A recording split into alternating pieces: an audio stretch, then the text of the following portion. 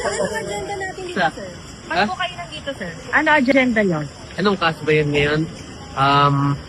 I think it's the... Saan, anong kaso ngayon? So, we have a complaint, sir, na pinail po dito sa DOJ. Ha? CIDG. What was yun. the complaint, sir, na pinail sa inyo? I think it's the same one, the sedition, rebellion, everything. And you are here to file counter? Ano Yes. po yung counter affidavit? Ano, sir, yung nilalaman ng counter natin? Just the usual, the same response for most of the other sedition and rebellion. Can you reiterate, sir? Ano po yung laman nito? Yes, it's the same as usual. Sige, sir. Saan ba? Okay. Preliminary investigation.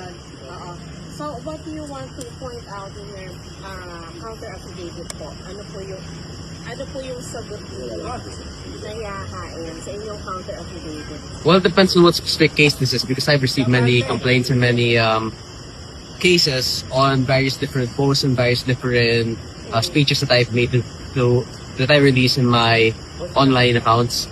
So, it depends on which one this is kasi sobrang dami na hindi ko na alam kung ano to. Pero anong But basis yeah, nito, sir?